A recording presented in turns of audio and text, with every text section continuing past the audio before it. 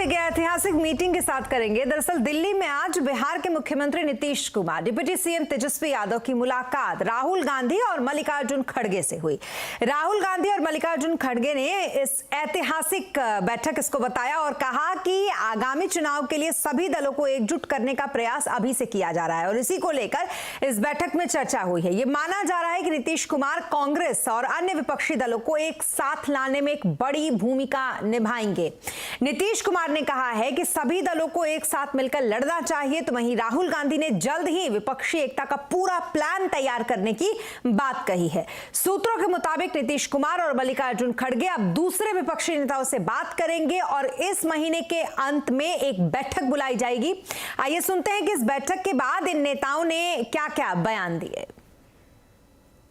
हम सभी ने मिलकर तय किया कि सभी पार्टियों को एकजुट करना और एक होकर आगे जो चुनाव आएंगे उस चुनाव में एकजुट दिखाकर लड़ना। तो ये हमारा निर्णय हुआ है और हम सभी मिलके उसी रास्ते पे काम करेंगे।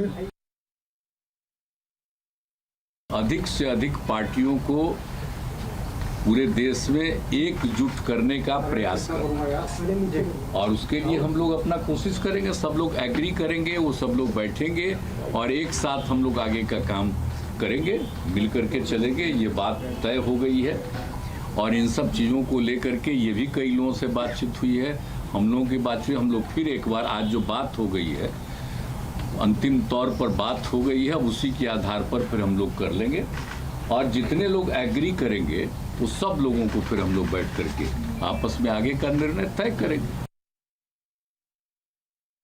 ऑपोजिशन का जो देश के लिए विजन है उसको हम डेवलप करेंगे और जितनी भी पार्टियां हमारे साथ चलेंगी उनको हम सबको एक साथ लेकर जो देश में आइडियोलॉजिकल लड़ाई चल रही है, विचारधारा की लड़ाई चल रही है, उसको लड़ेंगे। जो इंस्टीट्यूशंस पर आक्रमण हो रहा है, जो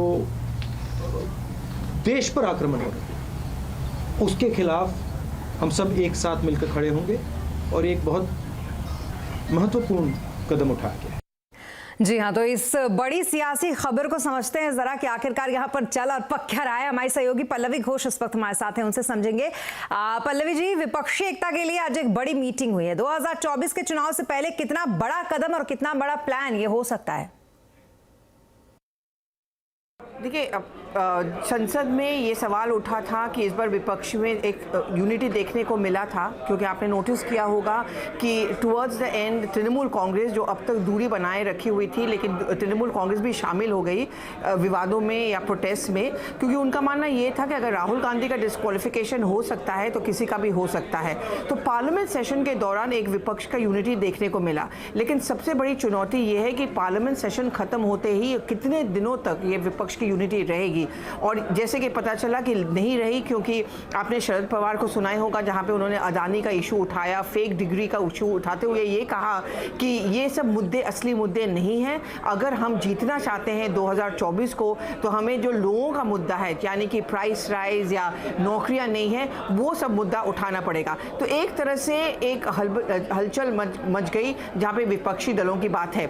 इसी के मद्देनजर देखने को मिला आज राहुल गांधी, नीतीश कुमार, तेजस्वी यादव कांग्रेस अध्यक्ष मल्लिकार्जुन खड़गे के घर पहुंचे और वहां पे एक शो ऑफ स्ट्रेंथ भी था। ये संदेश देने की कोशिश भी की गई कि हम लोग साथ साथ हैं और ये 2024 के लिए बहुत ही अहम है, क्योंकि जो घटक दल हैं, जो छोटे मोटे रीजनल पार्टीज हैं, जो इस बात को लेकर चिंतित है कि क्या हम साथ आ सकते हैं, क्या ये ऑपोजिशन यूनिटी हो सकता है, और वोटर्स को भी ये संदेश देना बहुत ज़रूरी था कि ये ऑपोजिशन यूनिटी हो सकता है।